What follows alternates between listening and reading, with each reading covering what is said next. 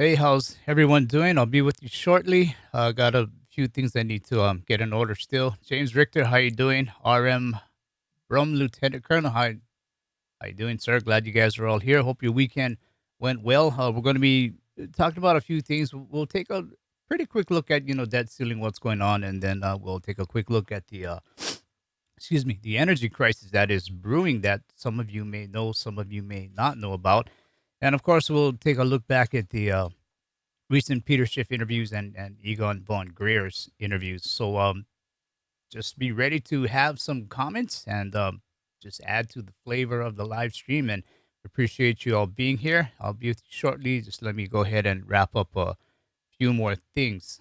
Again, thank you.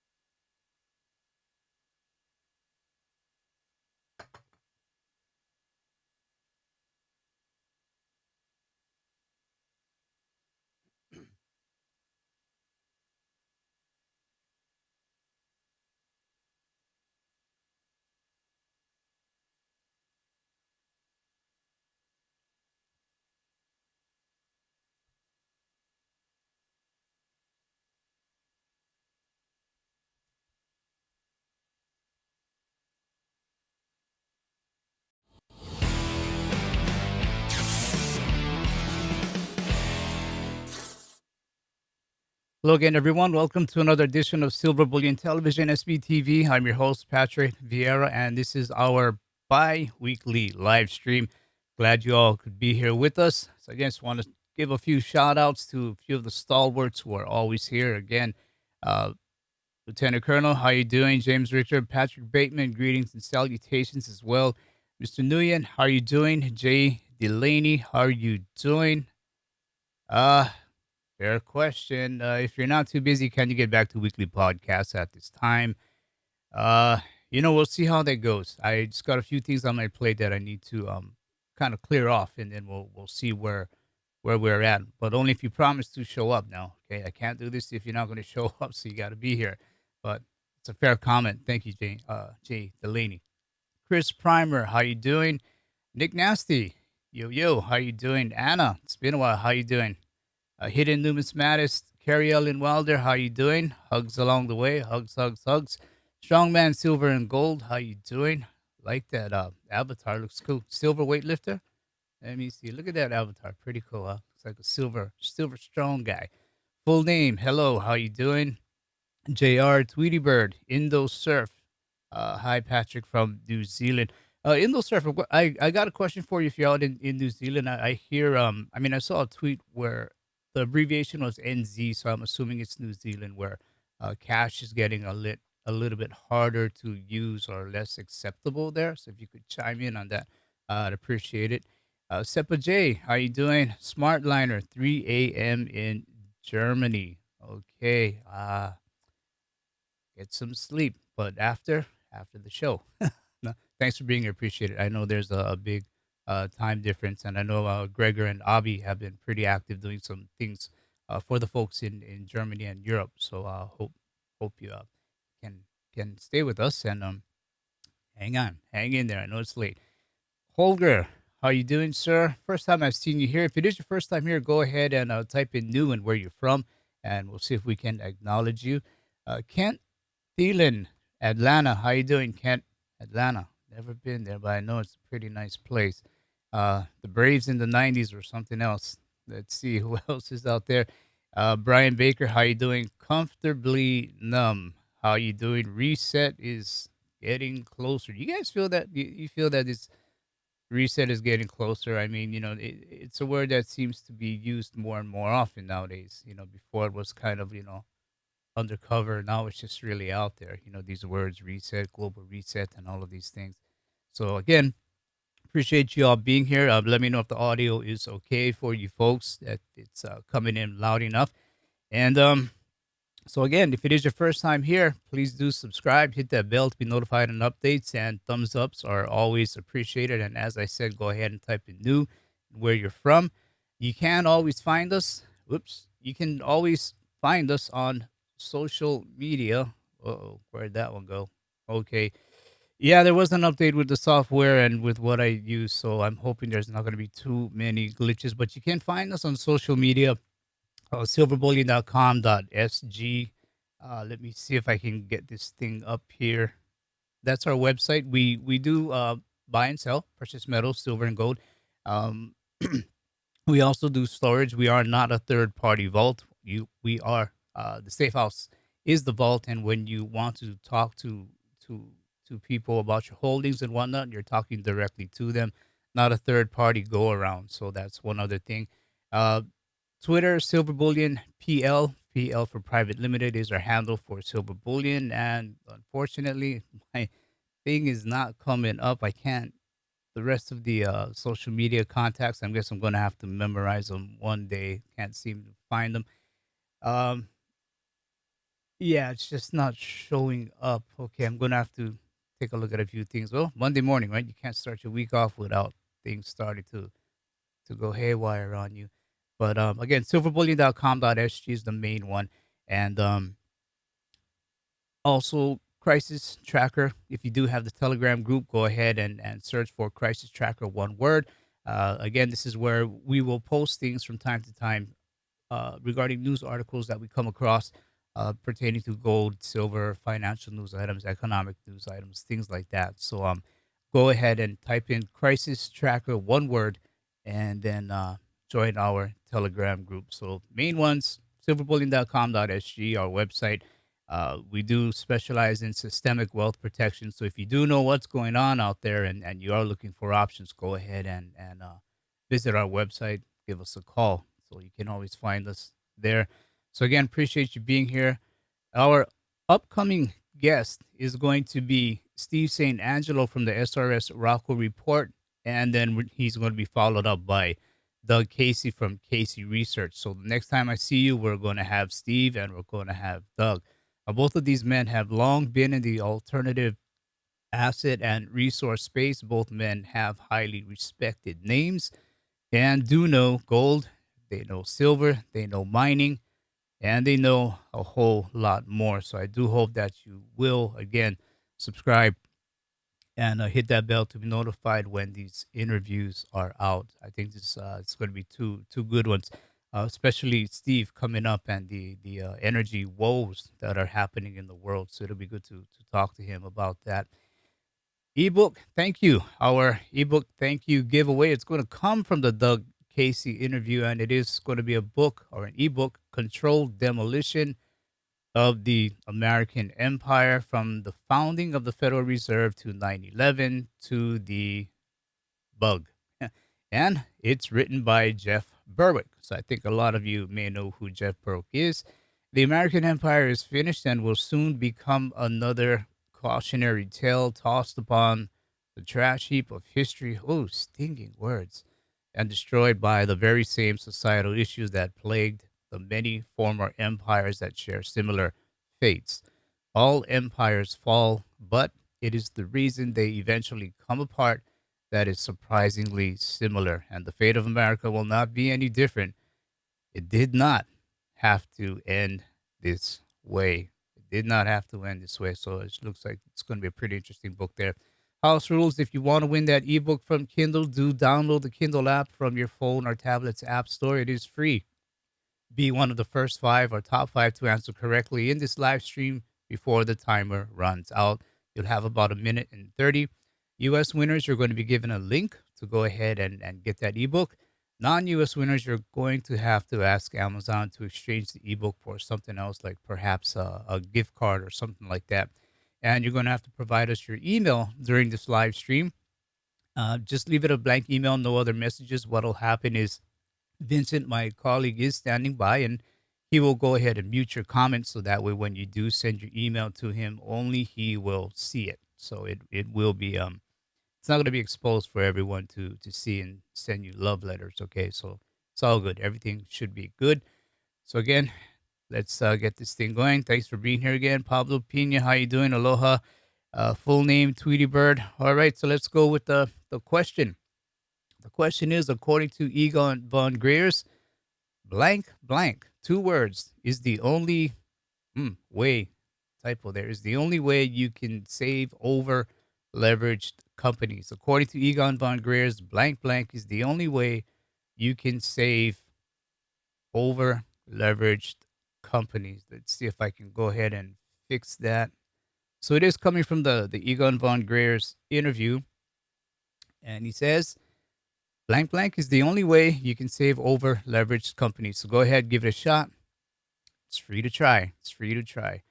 Always be funding. Yes, you're back. How you doing? Let's see. James Richter, who doesn't like love letters? There you go. Okay. Nick Nasty, increasing debt. What else is out there? Debt restructure. Okay, good answers. Let's see. Interest rates. Okay. Always be funding. That's good news. I'm happy for you. I'm happy for her. I'm happy for you guys. Sincerely, that's great news, buddy. Okay. Nick Nasty, interest rates, Tweety Bird debt, Dark Cloud, Silver Giant, Gold Silver, Pablo Pina, Swiss chocolate. All right, we'll let that one go. Immediate liquidation, higher rates. Let's see what else is out there. Uh, Chapter 11.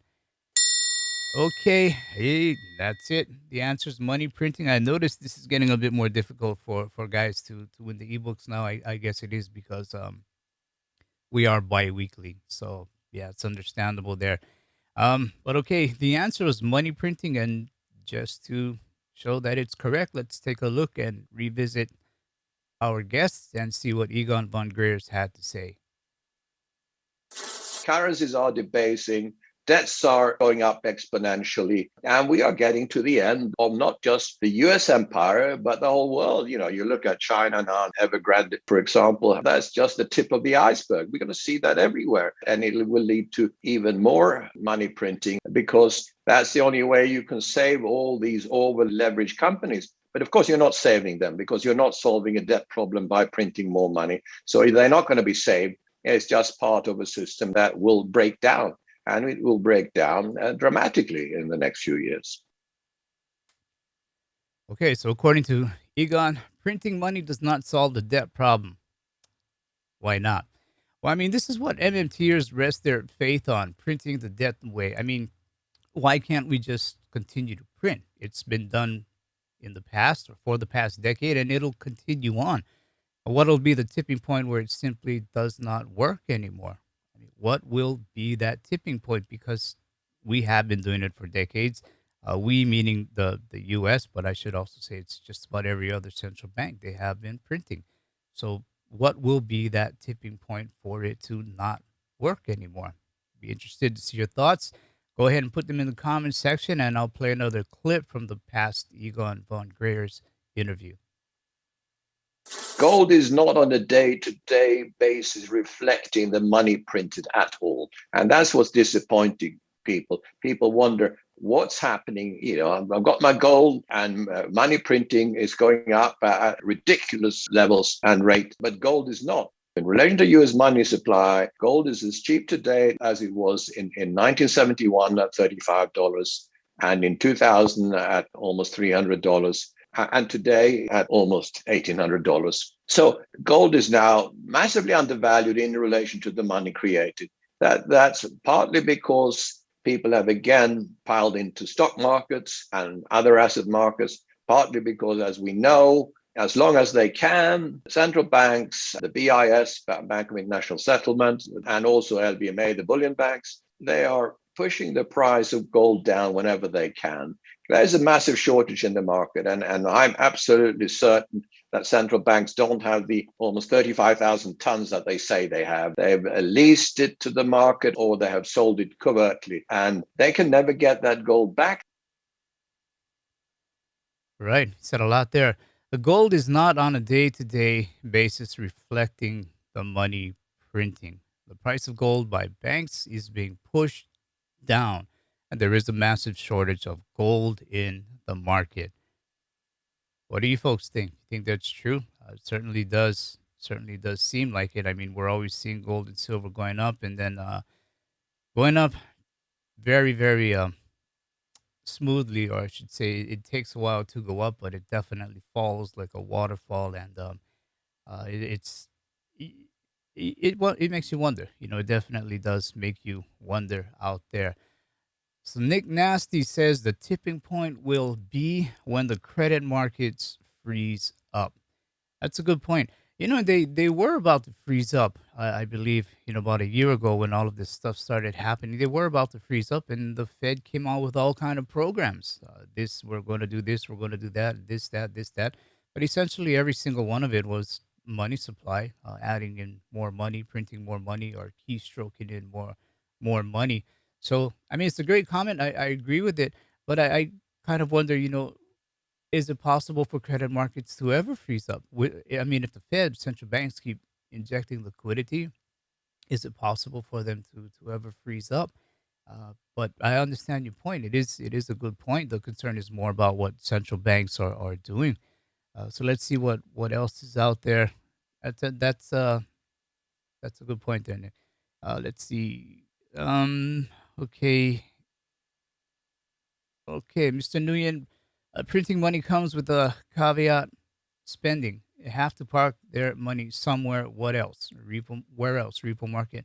And that's the thing, and I did ask Peter about that because QE and repo. The repo was about injecting liquidity. So reverse repo is about trying to pull that liquidity back. And I did ask Peter about that, but the answer he gave kind of suggested that I may be incorrect in that. But I think we'll get to that clip. I'm not sure or not. But go ahead and watch that Peter Schiff interview because again, if repo market is trying to get liquidity in there, reverse repo is trying to pull that liquidity back. So it's another great question, great point that you pointed out there. Let's see. Carrie Ellen Wilder, I am with Egon. I trust my life with my gold. There you go. Egon, he's a great guy. I mean, especially when you get to know him off camera as well. He is true to the person that you do see out there. He is the same guy. So one more clip from Egon von Greers.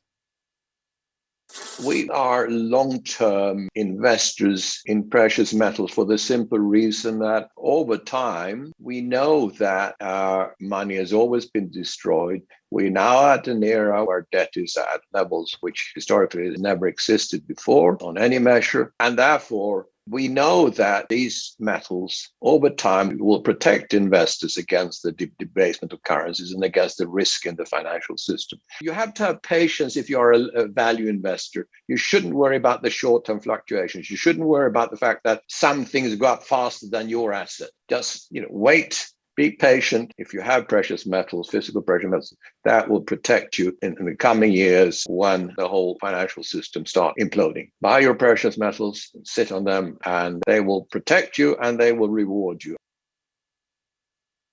There you go.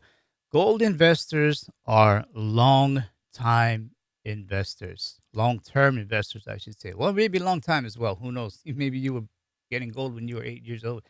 But over time, money is destroyed and gold protects your wealth. You need to have patience. Chiming in is Vincent. I've listened to Egon for years. He is amazing in that he is unmovable in his view of gold, even in the darkest and most negative periods of a precious metals bear market. True believer. And I agree with Vincent here. Egon, I tell you, when you talk with him off camera, as I said, he is genuine. He is true to who he is on camera. He believes 100% in everything that he says. He's You got to appreciate a man like that. He's a man of conviction, and he doesn't. I've never heard him once say, private or public, anything that contradicted his true feelings towards gold, silver, where we are in the world, things like that. So very honest man, very very honest man. You gotta appreciate Egon. Let's see what is out here. Joey from Seattle. Gold is the money of kings, silver the money of gentlemen, barter is the money of peasant, fiat currency is the money of slaves. Yeah, I mean, I think we've we've probably heard that at one time or another, but it's good that you remind us about this, um, as well as debt. Debt is it's money of slaves. So I mean, gold is the money of kings, silver the money of gentlemen. Um, it's just something we got to take back and keep with. We got to keep with us. Silver and gold, they are the real money, and no matter how cloudy or misty things may seem, they are at the base of it all. So hang on, hang in there, hang tight. I do believe that we are doing the right things. It's just time, and patience. So then we had Peter Schiff. It's always interesting when you talk to Peter Schiff. He was in a rush. I mean, very, very busy guy. So our interview wasn't as long as I'd like, but still, he did have quite a few things to say, and here's a few of them. The Federal Reserve doesn't want the market to function. The Fed wants to distort the market so it allows excess borrowing to continue so it can keep the bubbles from deflating. It wants to prop up the stock market, the real estate market, the bond market, and it wants to enable the government to continue to spend money that it doesn't have, and so it interferes in the market. But this is doing grave damage to the structure of the U.S. economy and is going to lead to a much worse economic implosion than the 2008 financial crisis, with far greater implications for the dollar, for the cost of living, and the standard of living of every American. All right, so this will be worse than 2008. Fed wants to distort the market, not have a functional market. And why would a nation's central bank want to destroy the nation that it's the bank for? I mean, that's a legit question, right? And why don't politicians simply say adios to the central bank? So, Peter Schiff, he will always open up people's minds, have you think a little bit more. Some may agree, some may disagree with him, but the Fed wants to distort the market, not have a functional market. Um, I find that pretty dangerous. I don't think, there's really been any, what is a true market price for things nowadays? We saw what happened with the Fed injecting all this liquidity in government and regulations. They were basically picking winners and losers, and the market was distorted. It is still distorted. You can go back to 2008. I mean, I think we were at what, some 7,000 points, and now we're at what, 30-ish? I don't know, 40. I forget what the last take was on it, but for all this time, Fed has been pumping up the markets, and the reality is, before all of this started, the pumping of the markets, we were at about 7,000. So that's a long way down from here if the Fed were ever to get out of the market. So it's something to keep in mind. It is another reason why people are getting into things like gold and silver. It's people, I think they are beginning to understand that it's not a true market right now. It's not a true market. So anyway, let's see what else Peter Schiff had to say.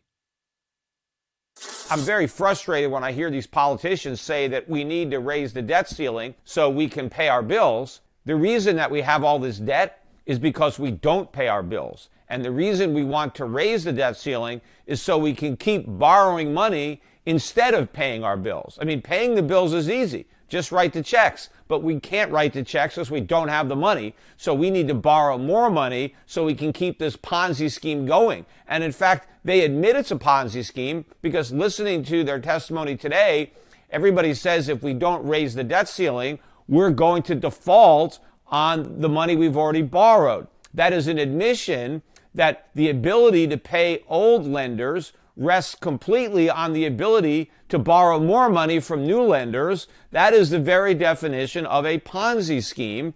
And the government is admitting that it is running the world's biggest Ponzi scheme. The key to a Ponzi scheme is to keep it secret. You don't let the people know you're running a Ponzi scheme. We've made that mistake. We're telling everybody it's a Ponzi scheme. The crazy thing is the lenders haven't realized what's going on. Okay, Fed Ponzi scheme. Strong words. Politicians say we must raise the debt ceiling. That's what they're saying. We must raise the debt ceiling. And the debt ceiling allows the Treasury to pay yesterday's creditors. Yesterday. This is stuff already bought. We owe people. Okay. It's owed.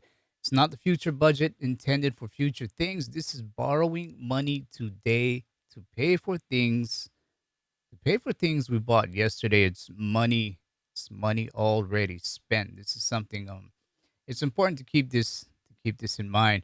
Uh, Good comment here from Peter Frowa, and I apologize if I mispronounce your name. You mean the biggest bubble in world history will be bad.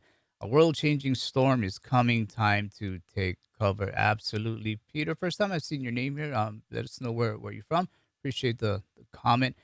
Um, yeah, I don't think I need to say much where, I think we're all feeling it. Things seem to be moving in scattered directions in accelerated paces where I know a lot of us out there we're feeling overwhelmed. You try to grapple with one topic and understand it and make the best decision, and then you have 20 more behind you, chasing you down as you try to figure things out. Just take it one at a time, one at a time. That's the best you can do. If you are one of those guys feeling overwhelmed, just give yourself a break. Relax a bit if you can, and just take it one at a time. That's all we got to do. It's the best we can do for now. And then there was another thing that Peter Schiff said. One more clip from our recent interview. Well, there's a lot of misunderstanding out there. Most of the big money investors still don't get the gravity of the situation. They still have confidence in the Fed and other central banks. They still think inflation is not a problem, and if it were, the Fed would quickly, put out the fire in a way that somehow won't even be harmful to the economy, the stock market, real estate market, the federal budget. So everybody's living in fantasy land. The Fed right now is bluffing that it's got these tools, and if inflation ever really becomes a problem, it's going to use the tools. There's no way it's going to use those tools. If it was going to use them, it would have already done it because inflation is already a problem. They're ignoring the problem because they can't do anything about it. But the one thing they can't do is admit that they can't do anything about it. So they pretend it's not a problem so they can maintain the fiction that if it were, they would do something about it. Well, when that fiction is exposed as a lie, that's when you're really going to start to see the gold price taking off. All right, so inflation is here and it'll get worse. I think we can all agree there. People think the Fed can put out the inflation fire. They think they can. And the Fed is saying they have the tools. The only tools they have really is the printing press.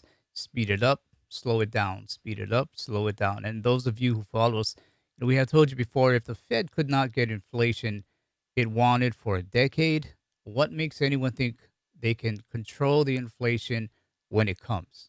What makes people think they can control it when it comes? They've been trying to get it for a decade, right? Options, gang. We are all going to need options. That is for sure. We take a look at a few comments here. Carrie Ellen Wilder. Peter Schiff is brilliant. He gets it from his dad, Erwin, who was spectacular. His dad, Erwin Schiff, I'm not going to say I know the full story behind it, but I do know that he was a stand-up guy. I do know that his life ended in prison. And, Peter, he tells the story about it from time to time. It is it's a sad story, but it's a story of hope in some ways, that there are people out there who are willing to get on the horse and ride for us, and try to make things happen for us, try to even get us awake to what's going on. So, his dad seems like a very, very special guy there. What else is out there? Full name, why not just make $1 trillion platinum coin? That should fool everyone. I know they're floating that idea of that $1 trillion coin. To me, it's comical. It's the stuff that banana republics do. And so if we're even thinking about it, legislators are even thinking about it, it shows you that it is the banana republic and the monkeys are in charge. I don't know how else to say it right now. I don't know how else to say it. Anyway, let's see. Peter again. Yes, Alabama. The Fed makes Bernie Madoff look like a saint. Yeah, it is. Everybody needs a Bernie, right? You need that fall guy. He was in. He did die in prison, I believe. I forget the name of the prison, but we did contact that prison and we did try to see if we could somehow get an interview with Bernie while he was there, but obviously it never materialized. But we tried. I'm pretty sure that would have been an interesting one if it ever came through.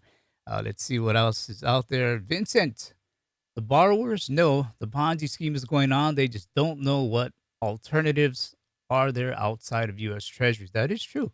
And there is little incentive to be the first mover to get away from U.S. debt.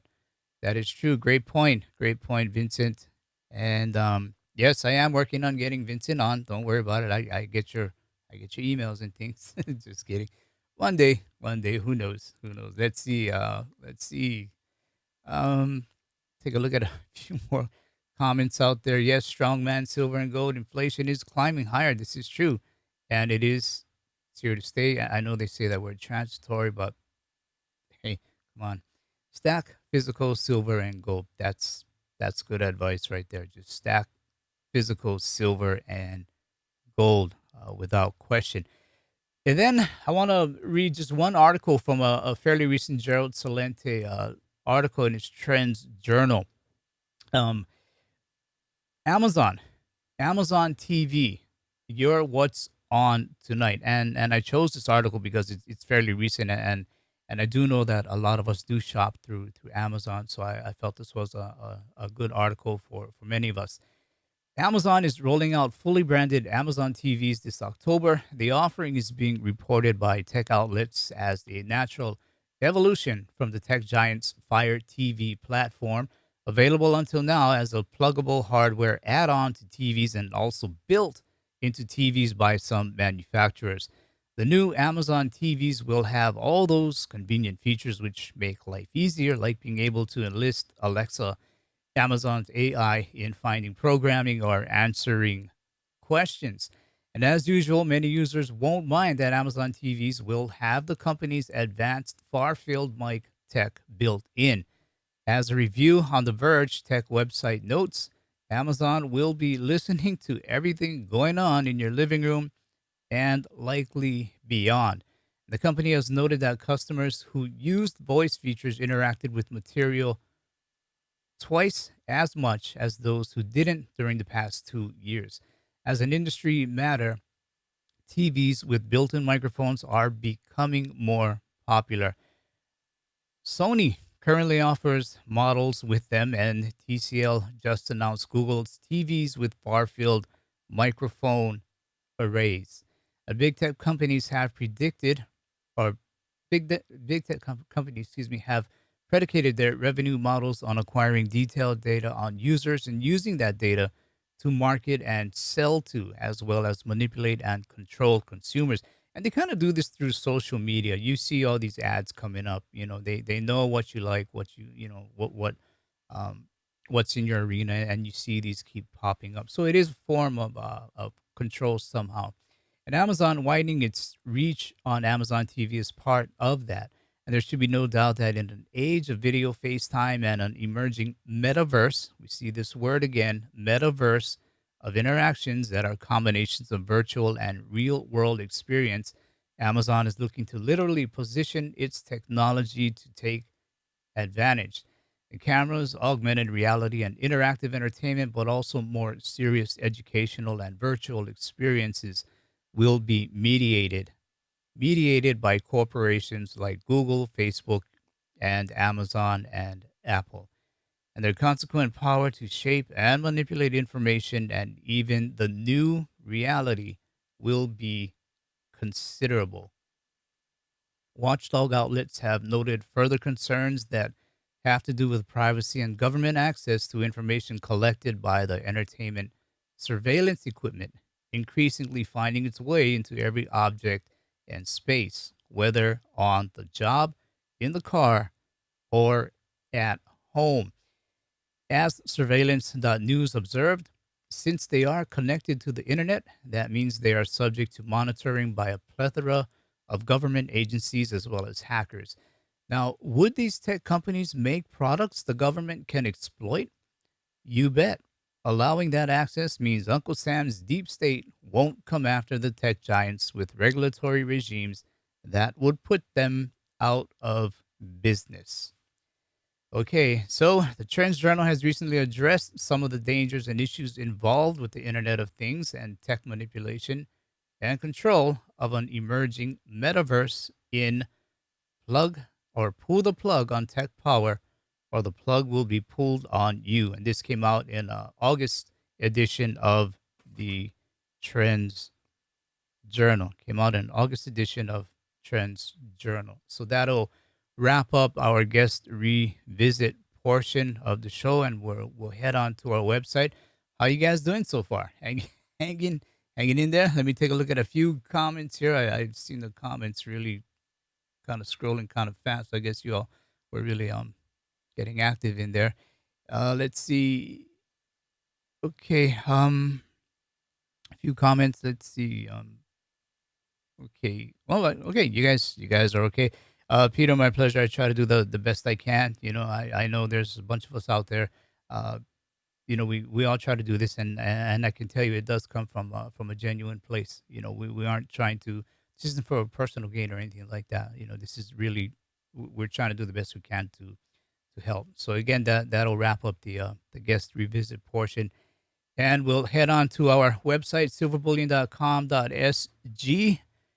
We are opening a new shop, Millennial Walk. Looks like October 19th is the date that we are looking at. This will be our retail shop in Singapore. So I hope you can, if you are in Singapore, do stop by and join us. Let me switch this to US dollar.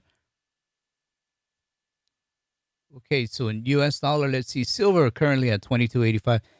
Really seems to be having a hard time getting out of 22 right now. But nonetheless, silver 22.85. Gold really in that mid 17 range. It's kind of stuck there as well. 17.60 for gold.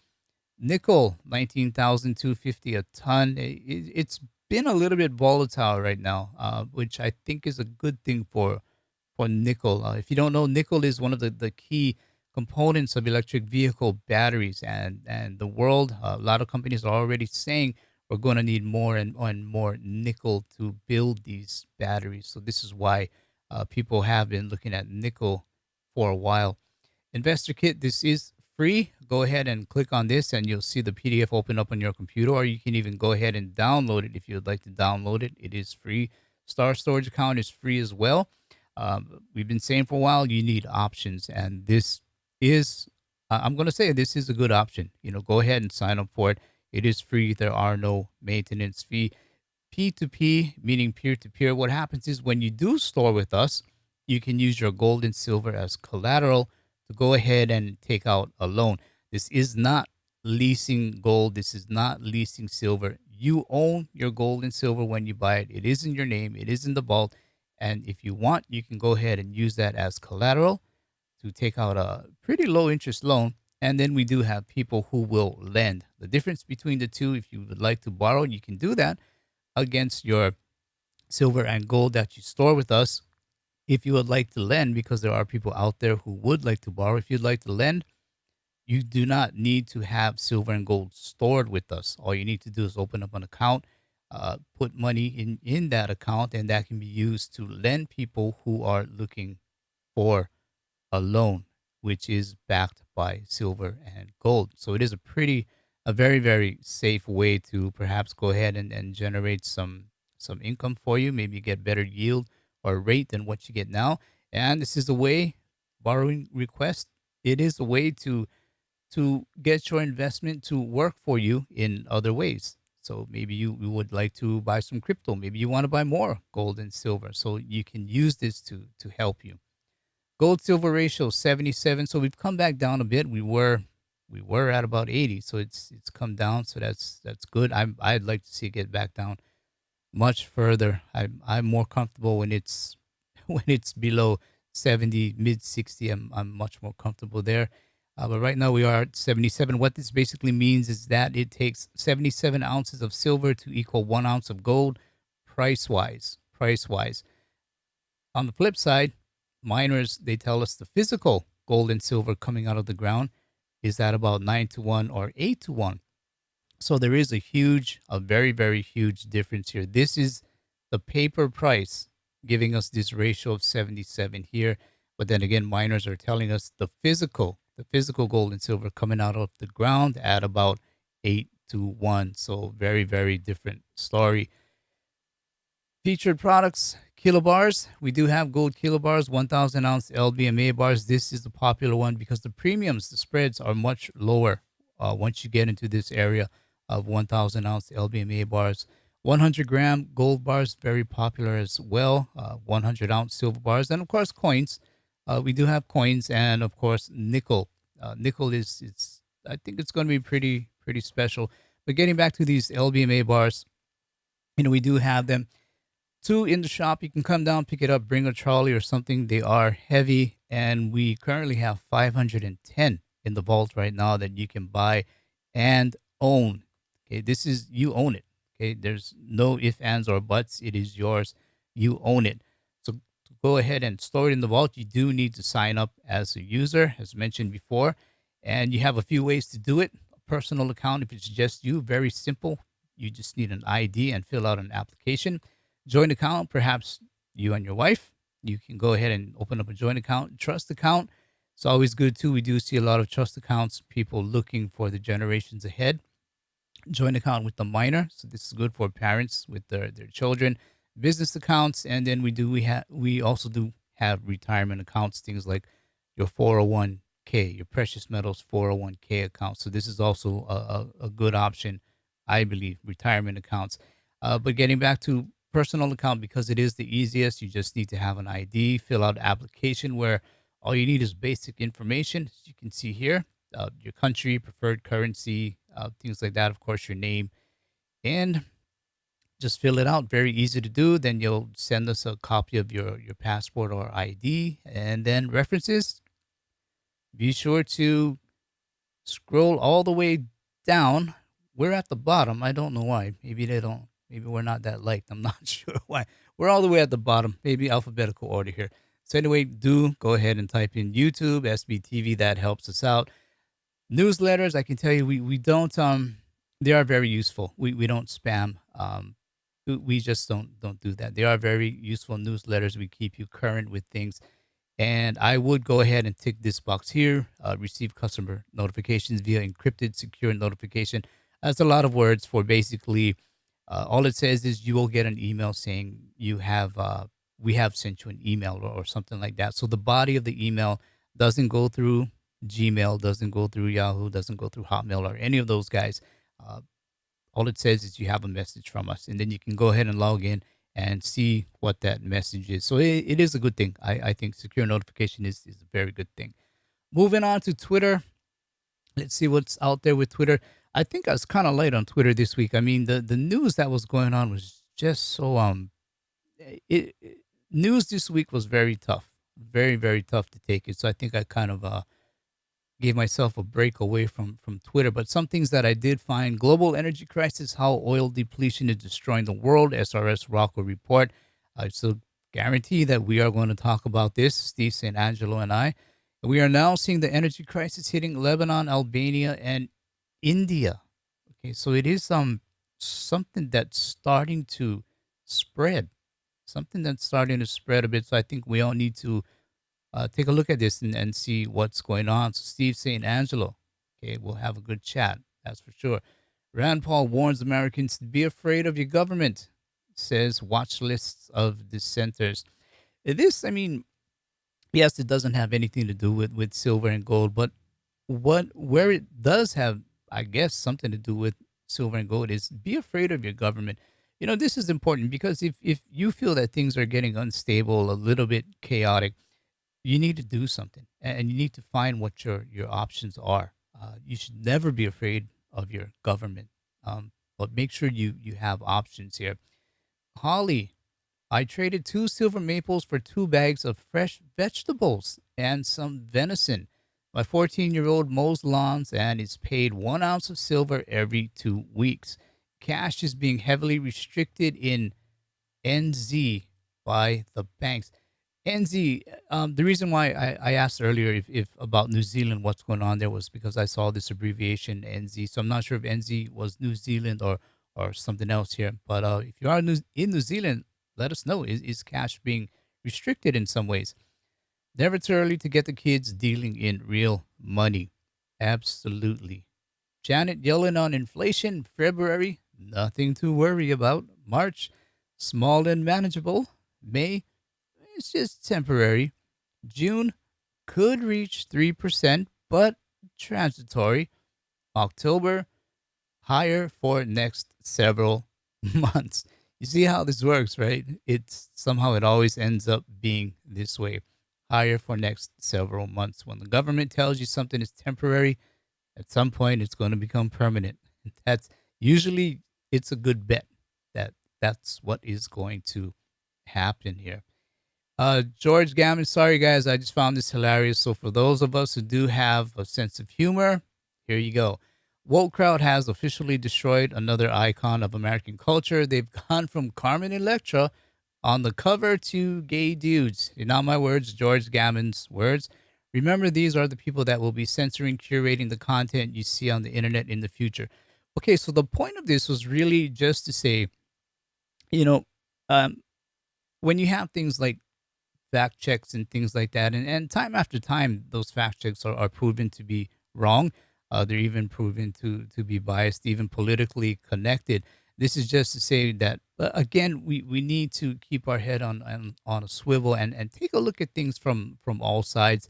And as much as possible, try to keep that smile on your face and take things with a grain of salt and find some humor in things. So that was the intent of putting that one up there. Got to keep smiling, guys. Large protest against the vaccine passport in Rome, Italy. From October 15th, the health pass will be compulsory for Italians to get to their places of work, both in the private and public sectors. Um, why this is important? Why this is news? You got guys who are just trying to get to work, and now they are basically you're going to be forced to do something or not get your salary. Don't know how you folks feel about that, but at some point, you know, let's just say 99% of the world gets the vax. Why worry about the other 1%? At some point, I think it's good if we just take a step back and kind of realize where we are at. So, I mean, that was the point of this one here. Jean Claude, Southwest Pilots Union sues to block. Yeah, what's happening is they're all going to have to be take the jab, and it seems more and more wherever you are, you're going to have to do it. And I know not everyone, really. I know a lot of people are kind of wondering, is this about health anymore? But it falls in line with I think a lot of us we did get into gold and silver because we do understand what's going on with the markets. We do understand what governments and central banks are doing and things like that. So I think a lot of us we were already in that alternative mindset, or we're already looking at the world in a different way. So the point is you don't need to feel alone. You don't need to feel frustrated. There are two sides to every coin. People are right in some ways, people are wrong in some ways. So just hang in there and keep smiling. It's the best you can do for now, right? Let's just keep smiling. But this, I'm not smiling about. It's happening. Supply chains are reaching critical levels. Get stocked up with non-perishable food ASAP. I'm not happy about this. I need more Maruchan. I need this. And item per or limit per item. You only can have so many with you now. So you can't stock up on them. I'm very disappointed. That's important stuff. Okay. SRSrocco report. We absolutely love this picture. How do you know the Chinese coal industry has hit the falling EROI quicker than realized? You transport coal from Mongolia to feed the massive Chinese coal industry black hole. You look at this train, this whole train, but it's trucks. It's not a train. It's actually individual trucks trying to get coal into China from Mongolia. So I think by the time you went down to having to use trucks and make a truck train like this, it's pretty severe. Things have gotten pretty severe if this is one of the ways that you need to get coal into your country. So anyway, that'll wrap up Twitter. Just wanted to take a quick look at it. Um, like I said, keep smiling. Do the best you can. I know for some of us, we feel that things are moving a bit too fast. We're getting, kind of surrounded with all of these things, and how do we navigate through it? Just keep smiling first, and take things one at a time, one by one, and always remember, a lot of times it's not personal. It's not personal. The guy to the left of you, the guy to the right, the front, the back, they're not the ones doing things, and the guys on the left, the right, front, back, the guy in the middle, he's not the guy doing things. So we got to find some. We got to be peaceable, with each other still, and be better than we were yesterday. Understand things more than we did yesterday. We can do this. We'll all get through it as long as we remain human and understand our fellow man like we once did before. So moving on from this, let me just take a look at some of the comments here. Let's see. Yeah, I can see where you guys are. Uh, Graphene, I understand about that. Let's see. Yeah, Joey from Seattle, George Gammon, the three-step guy, rocks for sure. Love George Gammon. I think he does a great job. Uh, I like his style. He says it in a educational way, entertaining way. He's really good in what he does. Um, let's see. Yeah, okay. I can see where you guys where your mind is at, and I agree in a lot of ways. I do agree. Let's move on to the topic of the day, the debt ceiling and the energy crisis. So we'll take a look at what's up with the debt ceiling and the energy crisis that is upon us that most people are in the dark about. So we'll start with something Biden had to say week and a half ago.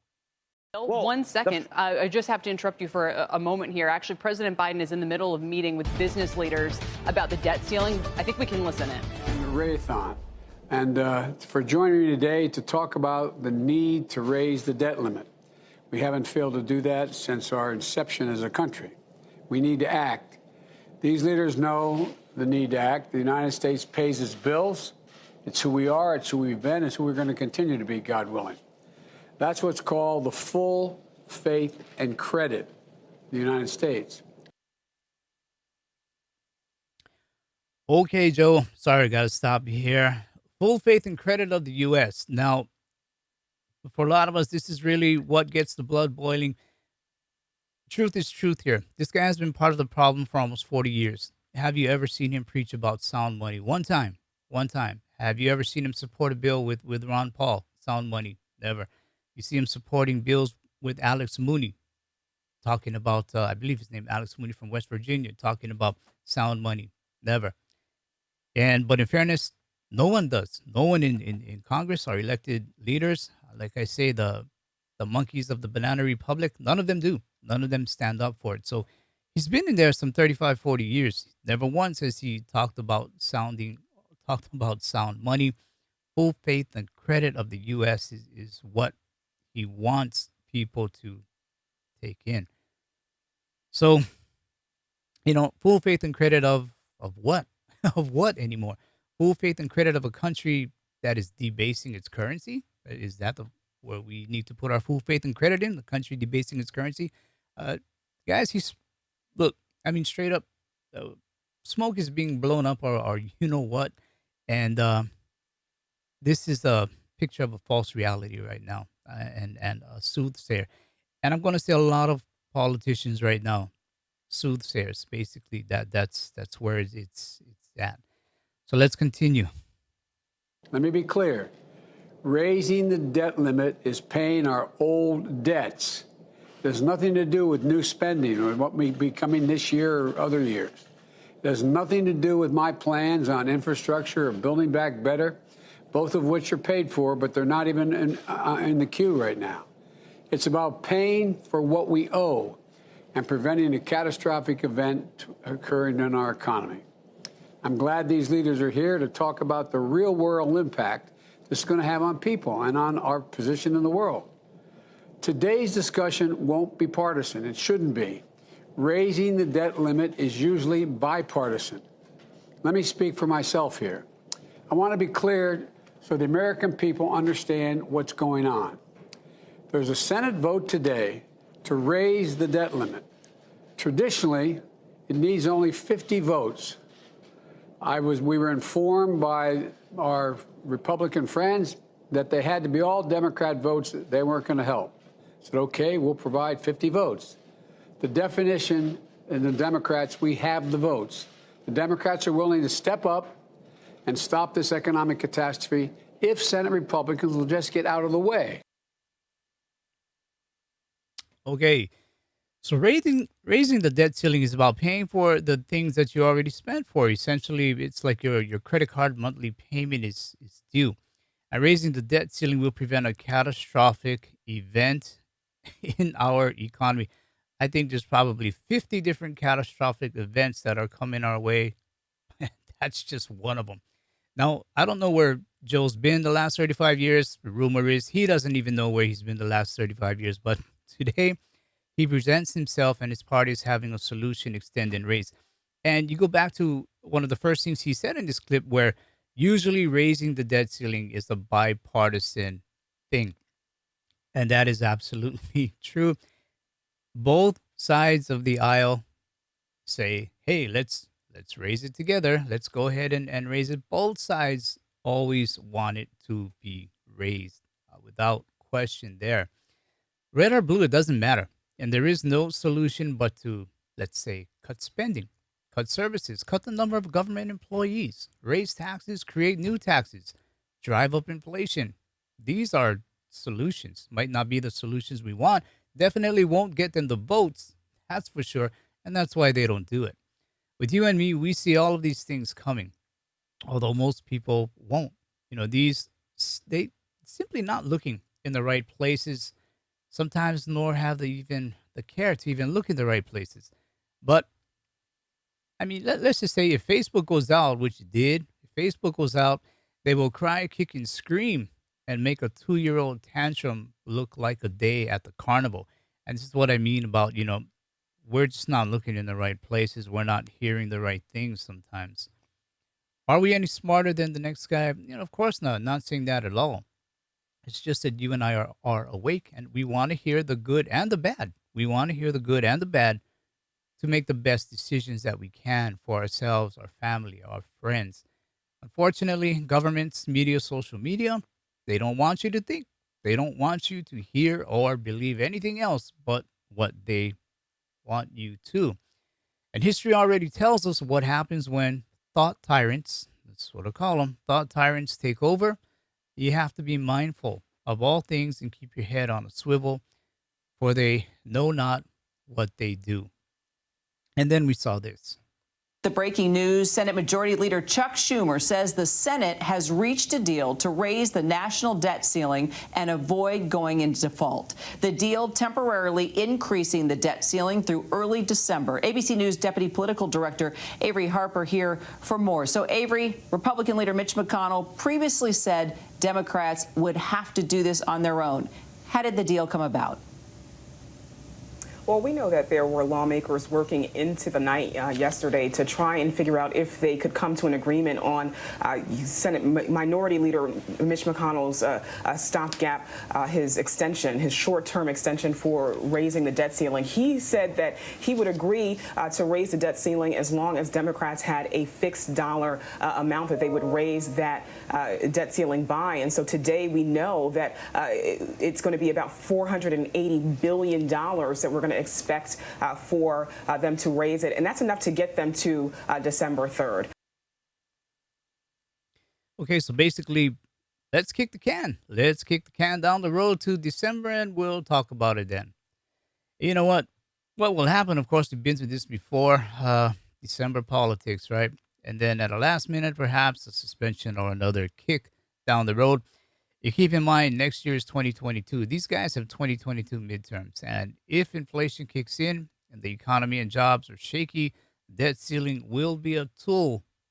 It will be a tool to pander votes. If you want to get your Social Security on time, keep your job, keep the doors open in your business, pay our fighting men and women their salary on time. Vote for me. I will fight you. This is going to come from a politician very soon as 2020 midterms start to come up. I see the comments there. I'm going to let you guys go. You guys are having a good time flushing it all out. So just flush it out, get it out of your system, and I'll continue on here. Now, this is pretty interesting article here. The debt ceiling history and overview. Okay, the history and overview. Let me see if I can go ahead and make this a little bit larger. The words are text is kind of small here. Okay, so this keep in mind though this is from 2017. Okay, it's always good to look a little bit in the past. So Congress last acted on the debt limit in November 2015 and suspended it until March of 2017. Debt limit is currently at 19.8 trillion. We were at 19.8 trillion last year. Treasury Department has asked Congress to raise the debt limit as soon as possible. Same thing happening again today. Although the Treasury can continue to pay the government's bills until September 29, apparently now it's going to be December, this time around a few years later. The Treasury has been using extraordinary measures since March when the debt limit went back into effect to push back on the deadline for congressional action. Same thing happened again. Congress is not acting. It's being pushed and pushed and pushed back. Anyway, history of the debt limit. Article 1, Section 8 of the Constitution gives Congress the power to borrow money on the credit of the United States. What's the credit of the U.S.? At first, Congress authorized each debt issuance, often for a specific purpose. So back then, it was one by one. For example, a 1902 law authorized debt issuance for construction of the Panama Canal. And this ad hoc debt authorization scheme proved too difficult to maintain, and in 1939, Congress established the debt limit. And this provided blanket authorization for debt issuance by the federal government as long as the limit was not breached. As long as the limit was not breached. Recent debt limit bills passed by Congress have suspended the limit for a period of time instead of raising it by a specific amount. Now, under this process, the debt limit does not apply for a set period of time and then goes back into effect after the suspension period is over. And then the previous limit is raised by the amount of debt that was accumulated during the suspension period. Since 1978, the debt limit has been raised or suspended 56 times, and for sure it's more by now. So a few interesting things here where the debt limit, basically it's going to be accumulated. The next time they raise that debt ceiling, it's going to be the accumulation of what also happened when the debt ceiling was suspended. It's going to be a big number. And this is why I think guys are just going to try and push this as much as they can, why they are going to want it to be bipartisan, because 2022 midterms are coming up and everybody wants to cover their you-know-what. So we can see here, 2009 increase 789 billion, 2009 increase, 2010 increase, 2011 increase, suspended. And you can see what happens during this times of suspension. It jumps. Okay, it really starts to jump. So expect the same to happen. The GAO, Government Accountability Office, has said delays in raising or suspending the debt limit increase the federal government's borrowing costs because they create uncertainty in the market. Okay, create uncertainty in the market. During the 2011 debt limit debate, GAO estimates that borrowing costs increased by $1.3 billion in fiscal year 2011. This does not include increased costs in future years. 2013 debt limit debate increased borrowing costs far less, between 38 million and 70 million. So anyway, I think I should skip through some of this because, again, this article is back in 2017. Extraordinary actions they talk about. This is just what they can do should no agreement or solution be found. So let me move on to another post from Wikipedia, and I just want to show you something here. Let me go ahead and expand this a bit so we can see it. Wikipedia is pretty interesting because if I go down to this chart here, let me find this chart. History debt ceiling levels. All right, so you can see, let's just say 1941 debt ceiling was 65 billion. Change in debt ceiling was 16. So it raised 16 billion from the year before. And you can see how it continues to grow. 300 billion to seven, kind of jogging around there, the 300 billion level for a while in the 60s. And then we come to the 70s, we kind of jog around 4, 5, 6, 700 levels. Then we come to the 80s. Now we're at 9 900 billion. Then we reach the trillions. Okay, in the 80s takes us to the trillions. So you can see how this keeps increasing. 94 billion increase, 64 billion increase, 147 billion increase. So you can see each time they keep increasing it to get to a new level. 87, 2 trillion. That was quite a number, and it's a number that kind of stayed. So here we are today. Numbers are just getting exponential. Keep growing, keep growing, keep growing. And here we are at 28.5 trillion in 2021. So this is an additional 6 trillion already. So you can see when they do raise this debt ceiling, it's not going to be nice. It's not going to be a nice number to look at. That is for sure. Just wanted to share that little chart with you. So we see what happens. I mean, we're going to see what happens come later this year. And I'll move on to the energy crisis. Now, governments all over the world are worried about energy supplies and keeping the lights on. In preparation for our Steve St. Angelo interview, who is I'll call him that, an energy expert, I came across these items, and I'll go through these items with you, but I want to take a look at a few of the comments first. Um, let's see. They're trying to have the Secretary of Treasury, Yellen, let's see, pass over the Constitution, and Congress watch them close. The thing is, I think when you look at the history of politicians, the majority of them are lawyers, and this is what they do. They go ahead and write laws, skirt laws to go around the laws that they wrote, and it's just, you know, I don't know if a dog chasing its tail is a good way to picture it, but these are politicians. A lot of them lawyers. Write the laws, skirt the laws. Write the laws, skirt the laws. It's what they do, and it looks like they're definitely going to be trying to skirt a lot of laws out there, and going to be writing a lot of laws, regulations that are going to hurt small businesses. Let's see what else is out there. Let's see. Yeah, message to Underground Metals. Thank you. Okay, so let's see. Um, yeah, it truth will set you free, but I'm going to say this as well. It's going to hurt. You know, it is going to hurt. It's going to upset you. It's going to in some cases sadden you. But it will set you free. And whether we want to hear the other side, or not, we have to because that's part of truth. We have to take in all sides. Like I said, keep your head on a swivel, see what's coming, take it all in, digest it as best you can, and you know just do your best. Take it one at a time. I know it is getting overwhelming out there for a lot of you guys. So just take it one at a time. um Find like-minded people. Yes, that is what we tend to do, but you also got to take in the side that isn't or not thinking the way you do, because again, that's your best shield right now. You have to be able to see a lot more than what you want to see. Take in all sides and do the best that you can. So yeah, a lot of truth in that. Okay, so let me see where I'm at now. I think I was here.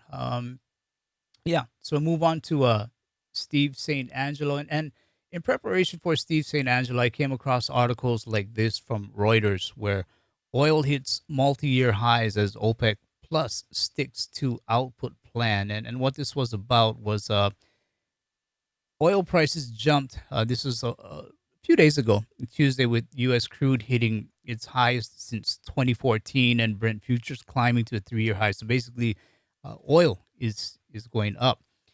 And OPEC agreed to adhere to its July pact to boost output by 400,000 barrels a day each month until at least April 2022, phasing out the 5.8 billion, let's see, of existing production cuts. So I think what they want is they really want OPEC to produce more to help out with what's going on.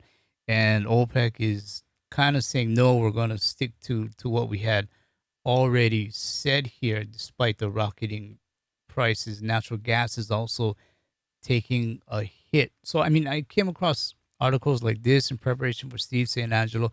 few other articles as well. But it basically came down to expect higher natural gas prices. So for you guys on natural gas, expect higher gas prices, expect higher oil prices, as they are not looking to increase oil production.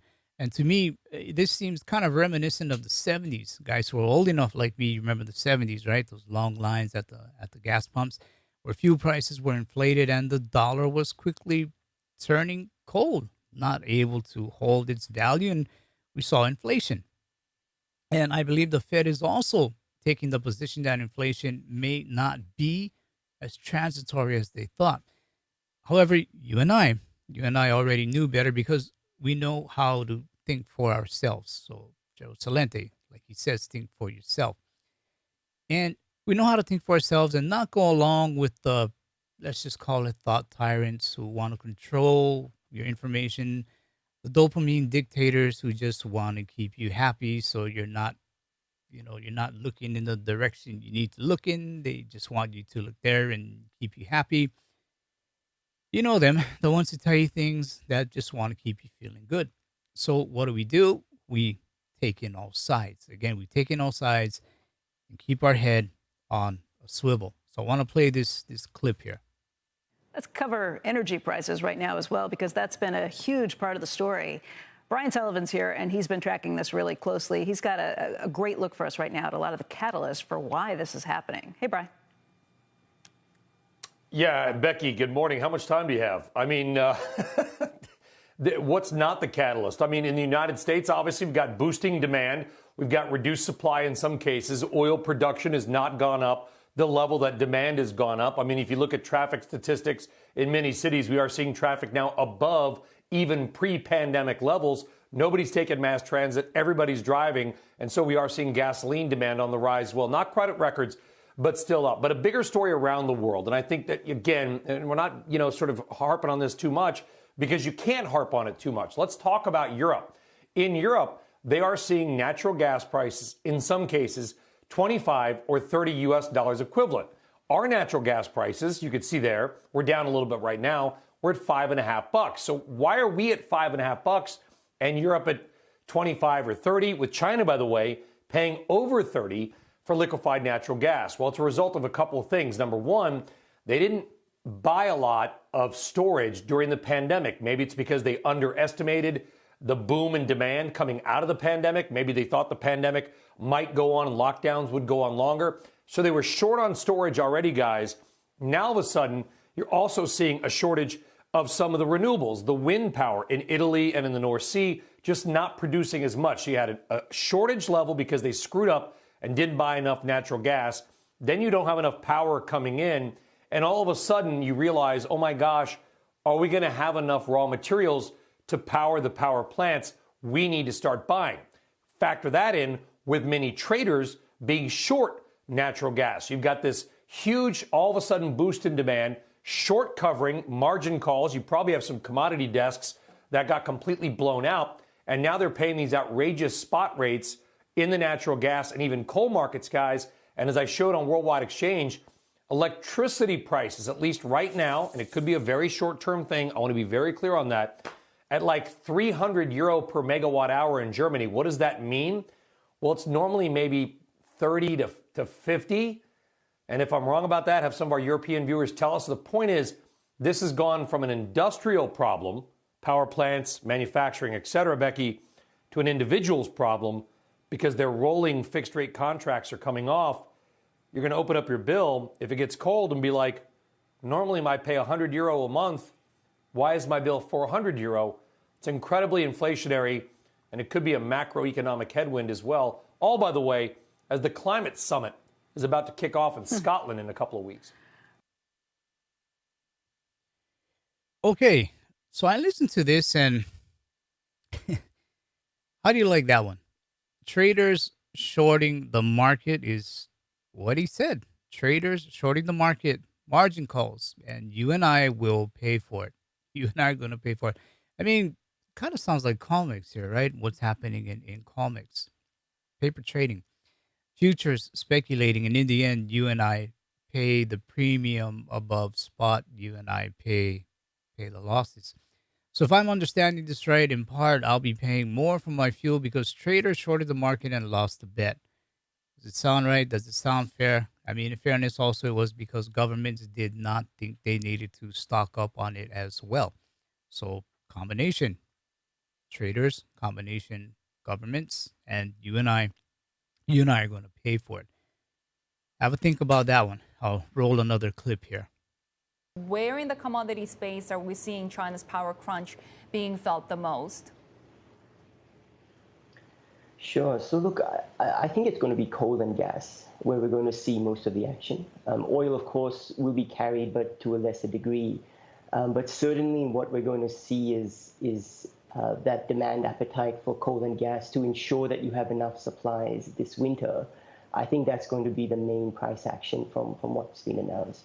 It's a very significant development, and it means that this energy crisis that we're talking about could extend for a number of months.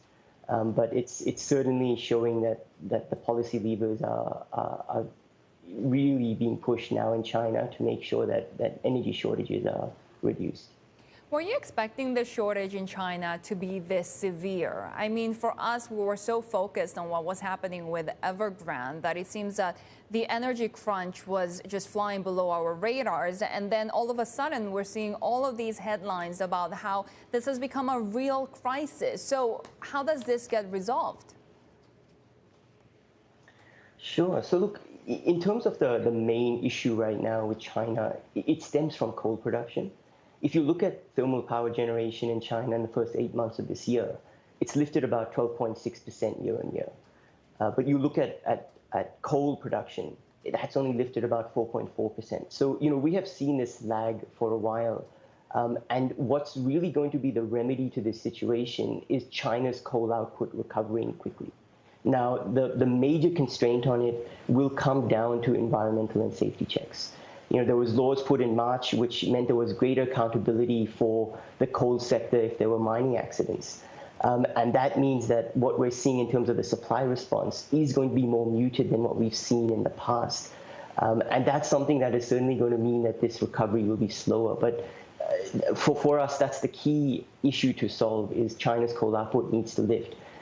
Just to remind you all that China's coal production, thermal coal production, accounts for about 90 to 95% of what it consumes. So it is very central to China's coal problem right now.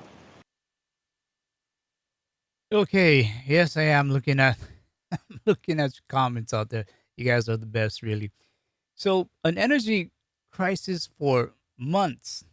I don't know, was this transitory energy crisis? Well, anyway, this is global. This is global, and again, perhaps why the Fed, we are going to see, will be backing off the word transitory. Although with China, understand this, their power plants are mostly coal powered. So they need coal. They need coal to burn, which is why I showed you that caravan, that train of trucks earlier.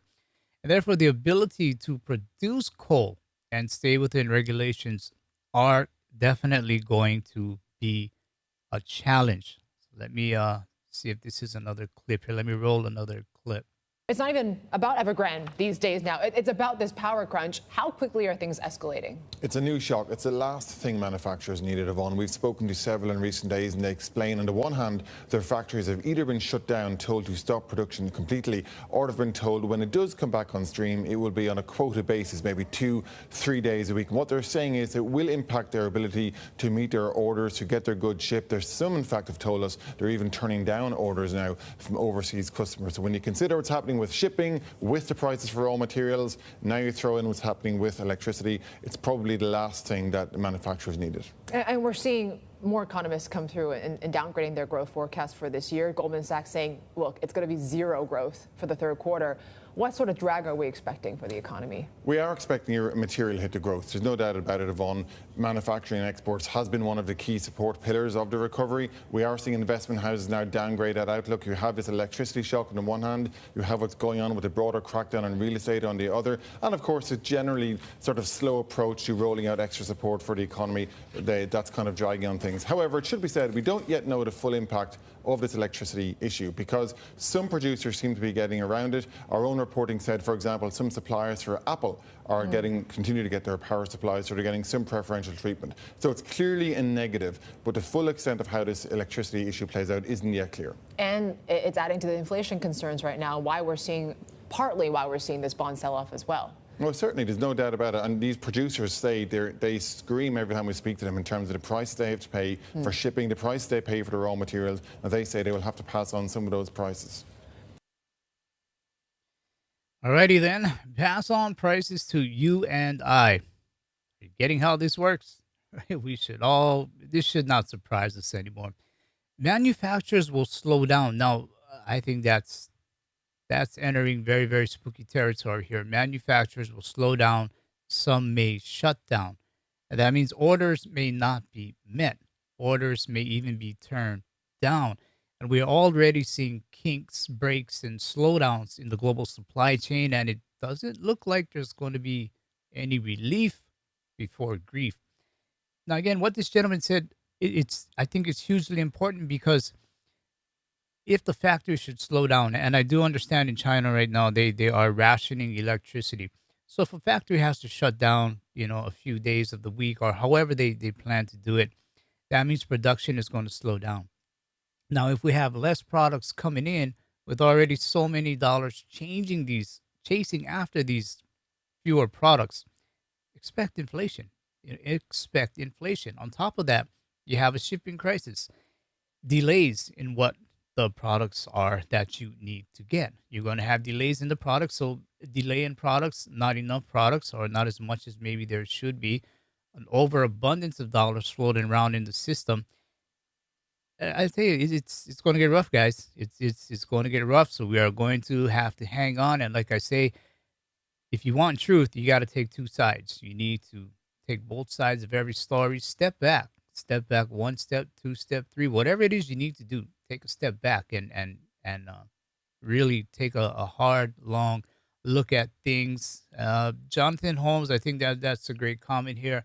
It's going to last for years because it's not about the fuel. It's about the stupidity of the rulers and their lack of ability to recognize objective reality. That's a great point there. Appreciate that point. I want to roll one more clip for you guys. I'm guessing you're looking very busy right now. Walk us through just kind of the impact we're seeing downstream in particular, and how do you parse through the winners and losers right now? Yeah, hi there.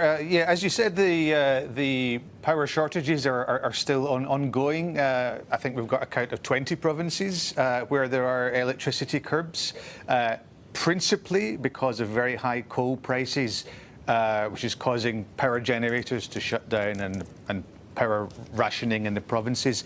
You mentioned Toyota there. Now, the details are quite sketchy, but Toyota, which makes, I think, 1 million vehicles a year in China, has said has had some impact from the power shortages. So that's a big name being affected.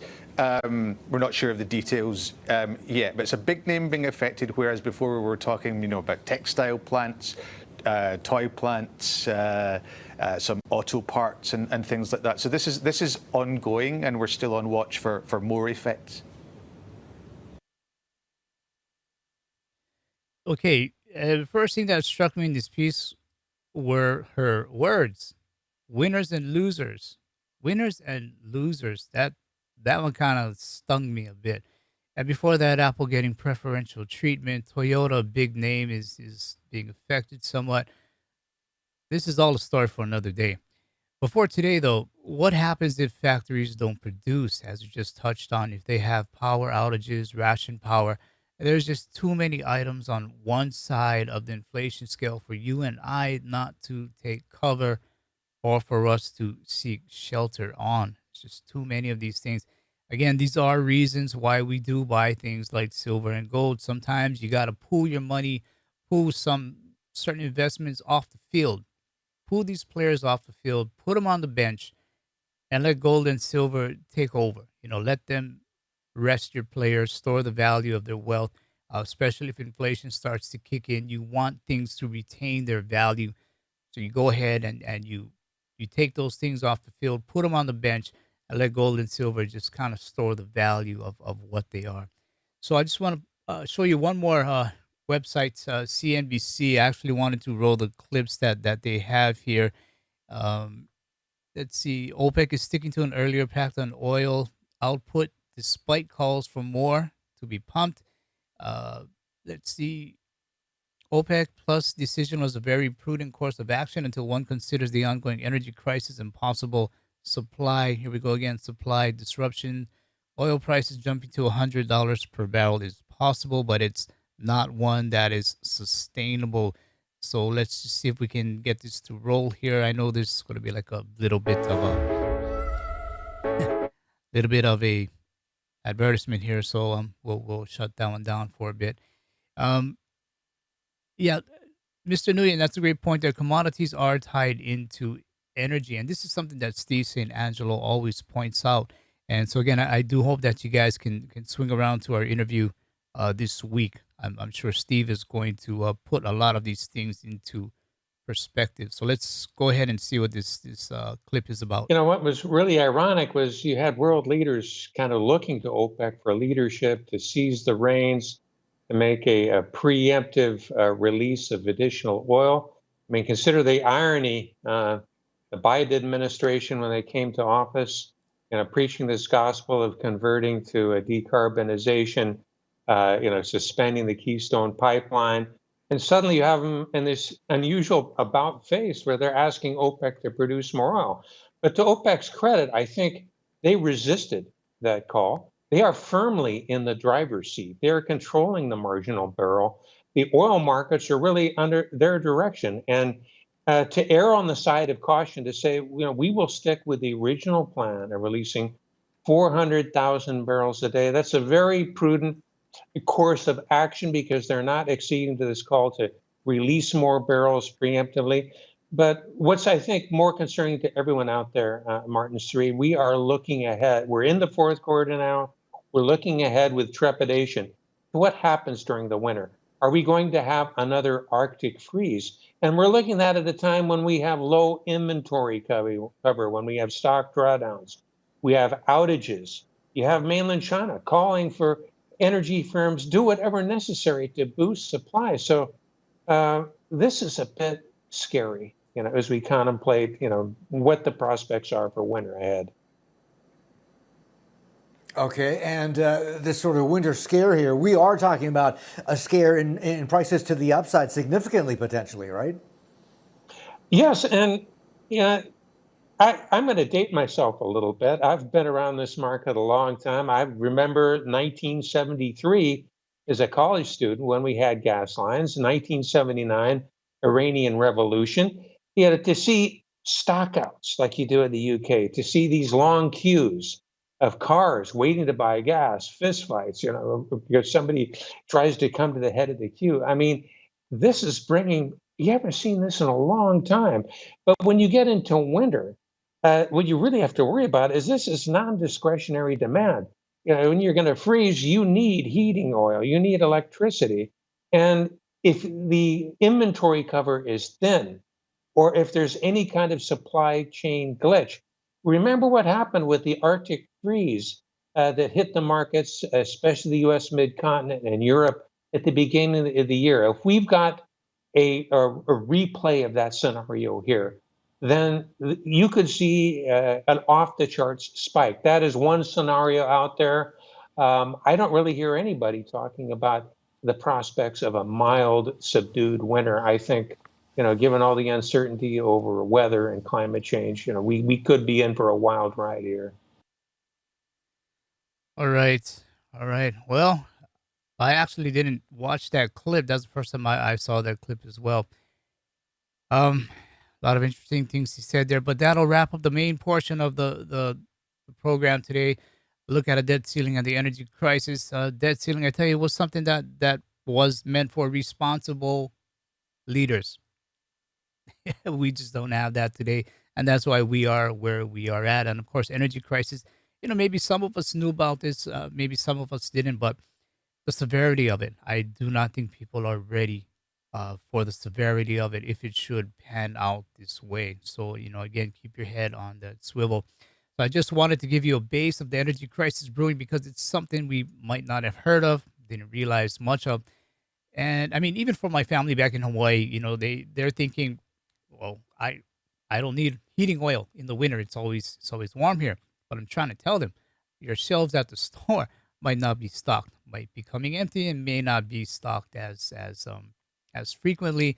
And of course, there's fuel, the gas prices. So this is something, it is global, and it is, we're going to have people who are just going to kind of, not worry about it and that kind of a thing. But still, you know, this is part of what I mean when we say we got to be a blessing and not a burden. We got to look out for ourselves, our family, or our friends, and not, maybe not necessarily be the I told you so, even though that's what we're thinking. I know that's what we're thinking, but just help out as much as we can. And I know it's hard because a lot of us are taking flack for our beliefs or our investments or things like that.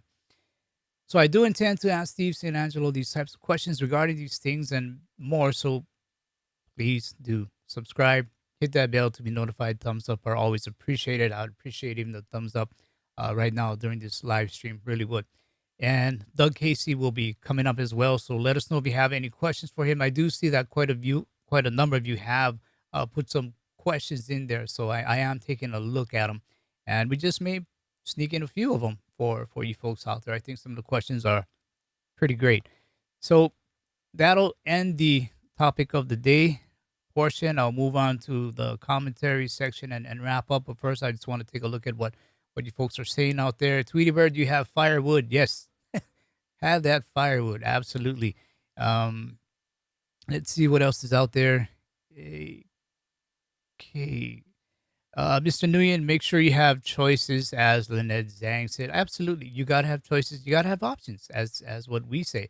And the thing is, I can tell you a lot of these guys I do talk to, a lot of women I do talk to, such as Lynette Zhang, we're not in it for the money. We are genuinely in it for you. We care about what's going on. We want to see all of you make it through. We want to see your families make it through. We do genuinely care, and which is why, I did sign up with Silver Bullion. They do think the same. They genuinely care. The business, I watched how the business changed and shifted and you know, move more into wealth protection because they see what's going out there. And like myself, they do understand that we're going to need options. So we are always looking for options that we can do and move into for you. So we all need to use what I call the Rick rulometer, a common sense indicator. Okay. So let's just say this is the needle on the Rick rulometer. So you just need to ask yourself, is the world getting a bit more chaotic or is the world getting more stable? Is it getting more stable or chaotic? And whichever way that needle points to for you, start doing something. And it starts by knowing what your options are. So if you think things are going to be more stable, seriously, congratulations. I'm happy for you. I wish I could be as positive as you are, and congratulations. You must be doing pretty well, and I'm happy for you for that. If you're seeing things as being a bit more chaotic, then give yourself options and know what your options are. Things like diversifying your assets, the types of assets you have, even the location of the assets. Explore what can be currency or money outside of the current financial system. And learn what wealth protection is and how it works, and understand even what systemic wealth protection is. For me, I've said this before, this is what I do. It's not advice or anything else. I look at things like junk silver, gold, Bitcoin, because you got to remember who is going to be in charge. It is the younger folks, and this is what they like. And perhaps one of the most important under the radar gold backed tokens such as Cash Gold. And the reason being because you may need to find a way to move your gold from point A to point B or other things like that. And this is something that Cash Gold can help you with. CACHE.gold. Disclaimer, I do have a micro share in Cash, but I do because this is the one gold token that I absolutely do believe in. So these are simple instruments, simple tools that I can understand and use and own. Most importantly, own, that will give me options when I need them. Rich or not rich, wealthy or not wealthy, it's most important here. We are all in the same boat and what's coming ahead. Okay, we're all in the same boat together for what's coming ahead. In these stormy seas, we need to know how to lean left sometimes, lean right sometimes, to keep the boat balanced and afloat. Take in all sides and keep your head on a swivel. We're going to make it, and we'll be in a position for opportunities ahead. You all got this. You all got this. So that'll be the end of the commentary section. I thank you guys for being here again. You know, we got to take it in from all sides. Energy crisis may be new to you, but it looks like it could be something that will be a very, very a big topic as time goes on. So let me look at a few comments before we close down here. Patrick Bateman, we appreciate it. Thank you. It's all about you guys. And as I always say, anything I say, you know, it's not as important as the things you say, the comments that you say, because there are guys on the fence out there and they're trying to make a decision what to do. And when they see comments like yours and they see a person like them, you know, and they gravitate more towards that area. You have a lot of influence. You can influence a lot of people. You can help a lot of people. So do what you can. Be that blessing and not a burden, because we are going to have to help people. A lot of people are going to need help out there. Let's see. Yeah, okay. All right, all right. Thank you also, Carrie Ellen Welder. Thank you also. Appreciate that. Um, Appreciate you guys being here again. So I guess you guys are okay. You know, have a good night's sleep if you're ready to sleep. If you're in Asia, thanks for sneaking this in at work. We appreciate it. And just take care. You know, be that blessing. Be that blessing, not a burden. Help as many people as you can. And with that, you know what I'm going to say. Besides, be sure to subscribe. Steve St. Angelo and Doug Casey, two good guys. Hit that bell. Hit that bell. Give us a thumbs up. Saddle up and silver up for what's coming ahead.